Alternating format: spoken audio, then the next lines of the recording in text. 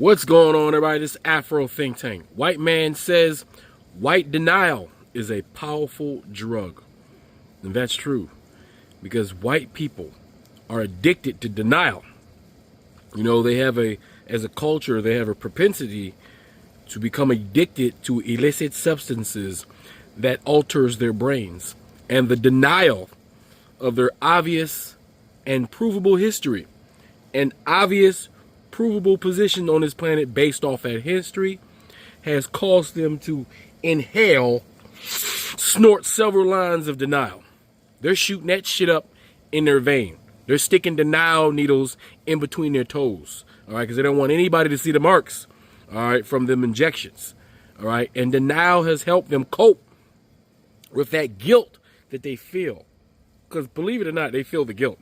Because we, as black people, never try to make them feel guilty. We don't even bring it up. They bring it up when they start to react based off what they see as them being held accountable for the things that they know that they are doing. The guilt comes out. We see it. We see it in the actions of uneducated, politically unaware, white, middle-aged men. All right? They can't even comprehend their own situation because they're blinded by the jealousies and the envies programmed into them by the rich white man in his suit, right? They're blind. All they can see is the thing they're jealous at that they want to tear down in order to stand on top of, right? And they're not intelligent enough to know that if you uplift the black community, you also uplift. If you destroy the black community, you destroy yourself. You see, when people say that black people are at the bottom, right? People like to say that all the time, even though clearly we're not. Clearly African Americans are not at the bottom, seeing as our GDP is larger than most countries on the planet. So we must not actually be at the bottom because we're that successful. We're so successful, especially starting beyond the bottom. Like we started underneath.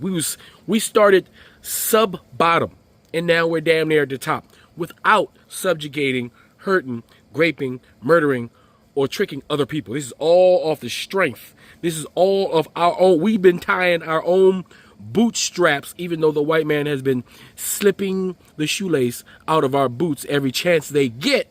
We've been replacing that shit and tying them boots and marching along. And because of that, we've reached the pinnacle of success. We're the most popular group of people on the planet. We're one of the most successful ethnic groups on the planet. Most recognized groups on the planet. One of the most richest groups of people on the planet. One of the most accomplished groups of people on the planet, which is culturally consistent with the rest of our brothers and sisters around the world who are popular and excellent in their own right as our Caribbean brothers. First of all, I can't in my own head see Caribbeans as anything different from an African American. You know what Caribbeans are? They from South Florida. That's how I look at it. Like no bull. Like anytime, like they just from South Florida. Just like you got South Nigeria, right? You get a southerner, more southerner than the South, all right? The Caribbean ain't nothing but a bunch of Floridians, all right? They're a bunch of southern Floridians without goddamn U.S. passports. That's it for now, all right?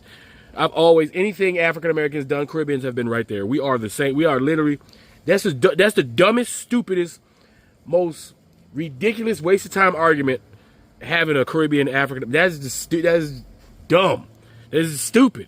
It's asinine. Anybody having that conversation are mental midgets. All right, straight up. But anyway, these white folks are having a hard time processing this shit. Now, some of the light skinned folks don't figure it out. Right? They don't looked at themselves, right, and looked at a color chart and see that they're the same complexion as every single human being on the planet, just a different complexion of it. Right? Everybody brown. There's not a person on the planet that ain't brown. Even the albinos is brown. All right, and they about as white as you can get. Whether it be a black albino or a white albino, they brown.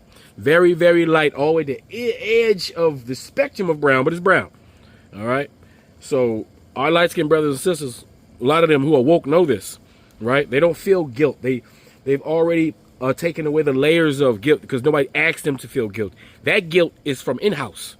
That call is coming from the inside of the house. It's not coming from out here. Guilt doesn't do anything to improve anybody's situation. You can feel guilty and not do anything about it. you can feel responsible and not do anything about it. We got to get past that shit. All right, we're trying to get you to acknowledge, right? Then do something about it or participate in the improvement of your brothers and sisters, your fellow brown brothers and sisters on this planet. What's going to happen when the aliens come? If they attack us, are you guys going to maintain your racism? Because you sure maintained your racism when African Americans was helping to liberate Europe. You white folks in America had time, right, to fight your brothers and sisters who was helping you fight your supposed enemy, fascism. But y'all found the time to be racist towards those who are on your side in battle, right? So does that mean when the aliens come down, you still going to have some sort of superiority complex about being white, all right? Being white, which is, clearly an inferior, less melanated human version to have. Like, there's nothing superior about having skin that can't go outside and meet the sun. When it's the sun that is the bringer of life, but not for you. Therefore, that is a mutation. That ain't normal. And any advanced civilization is probably not going to be a white alien. Probably ain't no white aliens. Pretty sure the aliens are going to be some sort of color, right, in order to reflect the UV rays of the sun I'm pretty sure it ain't going to be white. If it was white, it would probably break apart and decompose as the molecular structure of any organic material would break apart because of all the radiation. I'm sure it wouldn't be white. Positive, right? Anyway, we're going to look at these white folks try to figure that shit out, which they're going to have to do, because whether you believe it or not, it's true. Whether you believe it or not, it's true. You got to deal with it. Some people don't want to deal with it. Some people do want to deal with it. But either way, that call is coming from inside of the house, not from outside. Anyway, tell me what you got to think in the comment section. It's Afro Think Tank. Learn something, teach something. I'm out. So as we all know, white folks are quick to deny that racism is still a thing.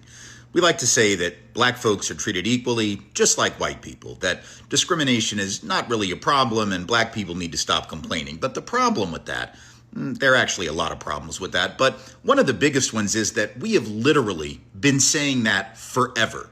In other words, we were even saying that before civil rights laws were passed, when segregation was still a thing, when racism was obviously blatant. When everybody in retrospect would agree now that things weren't equal, we as white folks still believed that they were. Let me show you something.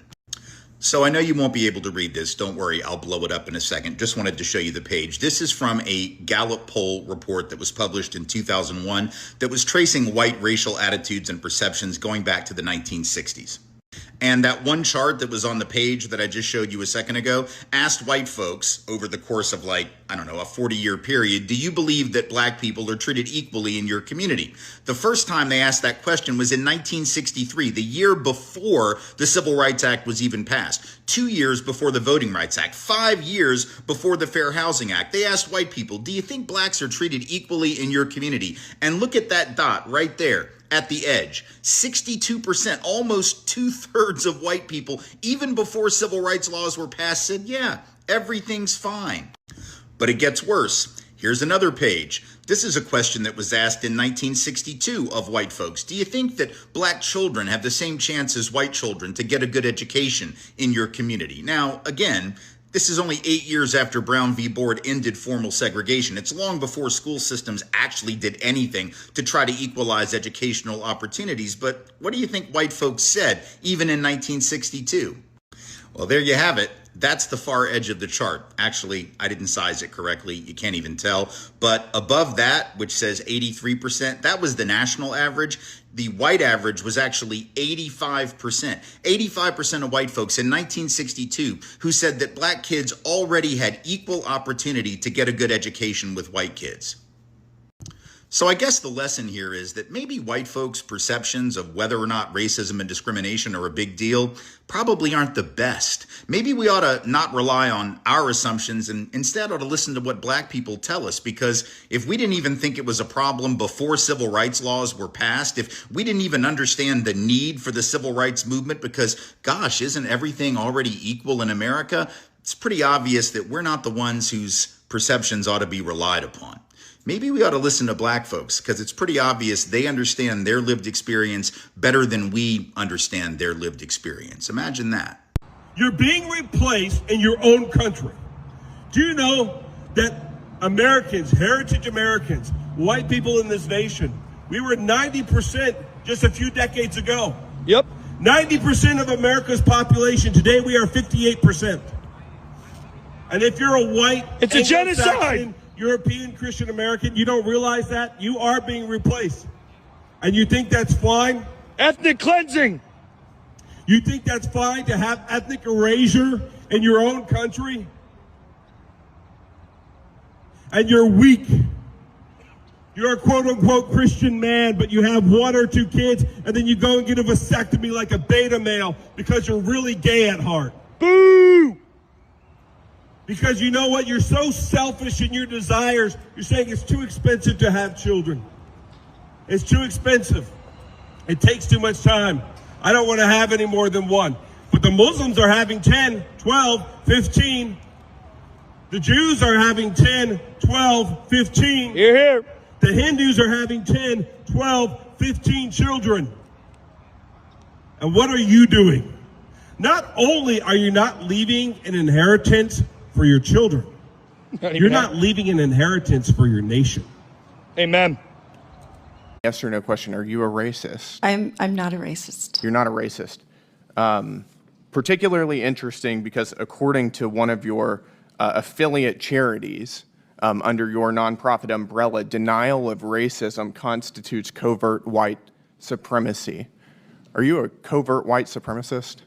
Sir, I'm here to talk about the essential work that nonprofits Are you a do. covert white supremacist? Can I talk about the work that nonprofits do in No, your I'm district? asking you if you're a 'Cause I think that's covert the- white supremacist, which according to one of your own organizations, again, denial of racism constitutes covert white supremacy. Would you like to I'm answer sorry, the what's- question? I don't know what the question So is. you refuse to answer whether you are a covert white supremacist. I am here to talk about the essential work that nonprofits do. If you'd like to ask me a I question am utterly about dumbfounded. nonprofits You are on your record right now, district and you will or not say throughout that the you are not a country. covert white supremacist. I don't have a definition in front of me. I haven't looked at the definition. I'm not going to answer a question about my personal That views. is- I'm here to talk about the work You're of not- nonprofit I organizations.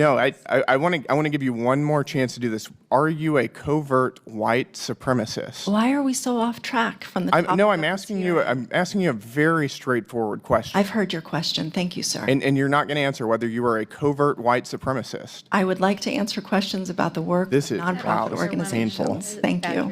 That is really, really astounding. I can answer very directly that I am not a covert white supremacist, and I imagine all of my colleagues can as well. I think you ought to reevaluate what you're doing in the nonprofit sector if you can't answer that in a straightforward way. That is astounding.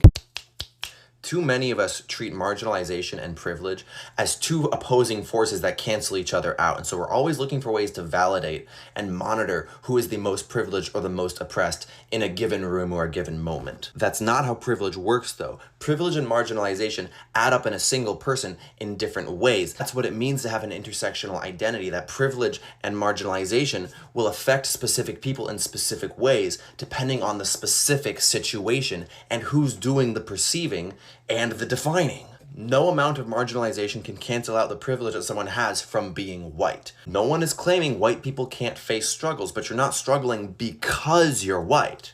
You can't struggle just because you're white. If you're white and queer, white and trans, white and disabled, white and poor, those things affect your identity. They're part of you. They define you. These things add marginalization and difficulty to your life, but they will never equate to the suffering and the struggle that Black people face just for being Black in a society that is deeply, intrinsically, inherently anti-Black, that we are trying to change. We are trying to show that everyone is equal and deserves equal or equitable treatment. But we are not there. We do not live in that world. White people are lacking a solid grasp on what white privilege is. White privilege is literally just the absence of dealing with racism in every direction. Basically, an entire system built on racism that every white person is taking part in upholding unknowingly, or oftentimes unknowingly. So you have the people that are being oppressed the most, okay? The Black people, due to this country's history of slavery, due to this country's history of segregation, due to this country's history of not undoing the past.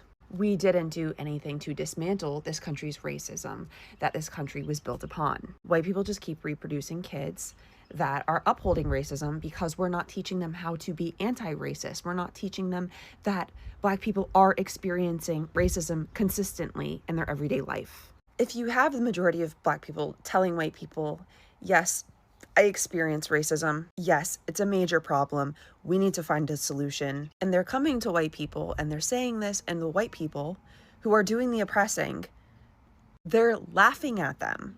They're saying, you have the victim mentality. We're not going to help you. We're going to laugh at you because you're playing victim.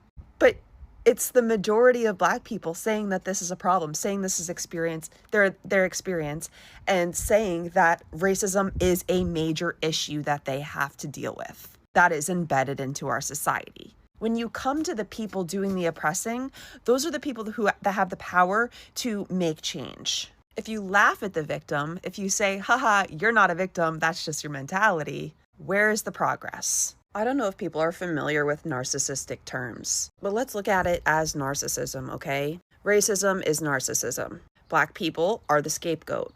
You have the blatantly racist people, they're the narcissists. And then you have all the other white people that are taking part in upholding white supremacy without realizing that they are. And these are the flying monkeys. So the flying monkeys don't help.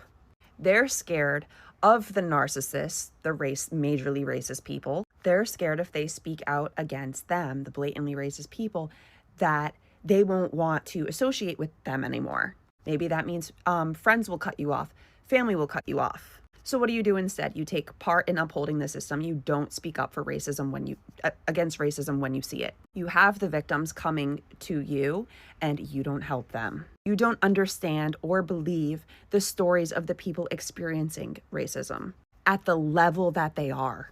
You have a small understanding, but not deep, and you have no idea how damaging it is. So in this situation, not only are the narcissists, the really, really racist people that are loud and proud about it, harmful, but the people upholding it, the flying monkeys. So until you overcome that, until you understand the system of racism, until you put your pride aside and you say, I don't care who I lose, I'm going to stand up for what's right, you're going to be part of the problem. It's a narcissistic, dynamic situation that upholds the white supremacy. And it's the flying monkeys who play victim, who cry when they also have that wall up because they have narcissistic tendencies too, where they have that wall up and someone's trying to educate them and they're like, oh my God, I wasn't trying to be racist. I wasn't trying to hurt you. I'm going to cry about it. I'm going to run away. So even you have the flying monkeys working with their ego first. And that is white fragility. And white fragility is experienced by every single white person alive. And you have to break through that. You have to say to yourself, if somebody is going to give me constructive criticism, that I have to absorb it. I cannot play victim. I have to take that information to do better because these are the victims telling me their experience and how things make them feel. And it is not about me. White people cannot experience racism. Reverse racism just does not exist. It doesn't make any sense because racism is about prejudice plus institutional power. Let's talk about how racism really works using cups and a water faucet. Let's think of racism like a water system. These two mints over here represent people of color and white people. These cups represent the protection people of color and white people have against systemic violence. The water represents systemic violence itself. And the faucet represents institutional power. Who gets to control the water and who gets to control the violence imposed upon different ethnic groups.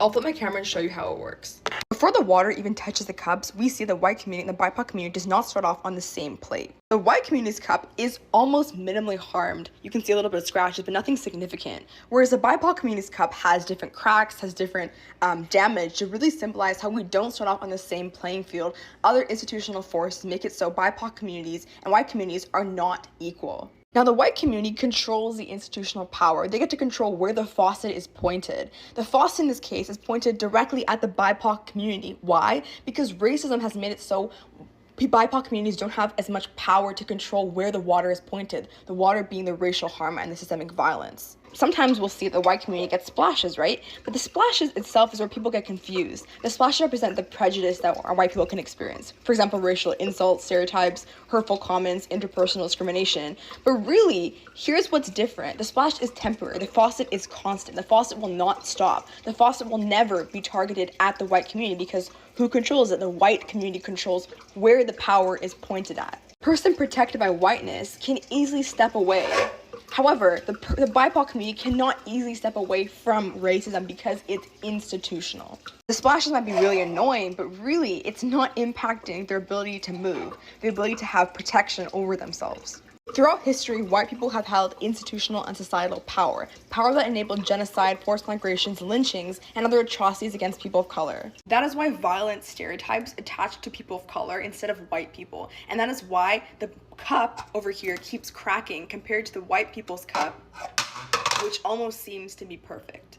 White people can experience prejudice. However, they can't experience racism. And let's think about it using stereotypes. We say white people can't dance, white people can't cook food. All these little stereotypes don't have real social consequences. Because it's true, white people can experience prejudice in the forms of classism, in the forms of gender bias. But really when it comes down to race, their racial identity is not making life harder for them. Whereas when black people are seen as dangerous, this results in real political and social consequences. In March 2023, black people were stopped and searched over 4 times the rate that white people were searched. If racism is water, and the water is constantly pointed at the BIPOC community, and never at the white community because institutional power controls where the water goes, then white people cannot experience racism because the system was never aimed at them. Racism was never meant to put down white people. It was created as a system of controlling the identities of people of color to ensure that they were not on the same playing field as white people. White people don't have to confess to what they're doing, nor admit it. We can just look at the outcomes. And that is exactly at the heart of what Roberts is trying to rip out here. He's trying to say that unless there's intent, unless white people self-report as being racist, you cannot use laws to stop them. Fuck them. Again. Fuck them. Them and you is not friend. Fuck them. Them no need to be in your life. So why you making them cause you nothing but trouble and strife? Fuck them. Who taught you to hate the texture of your hair? Who taught you to hate the shape of your nose? Who taught you to hate the color of your skin to such an extent that you bleach?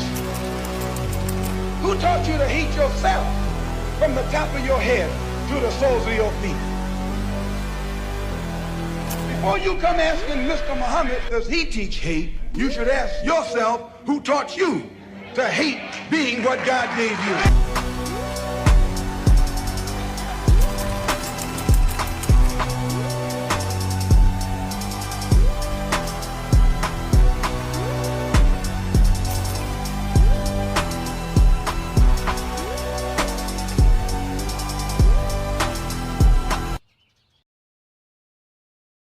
Free Sudan! Boycott diamonds and gold! Free Sudan! Boycott diamonds and gold! We most definitely cannot forget about the people of Sudan! Thanks for watching Afro Think Tank. Don't forget to like, share, and subscribe. And follow me on Substack and Patreon for more content. Remember, it's Pan-Africanism or nothing.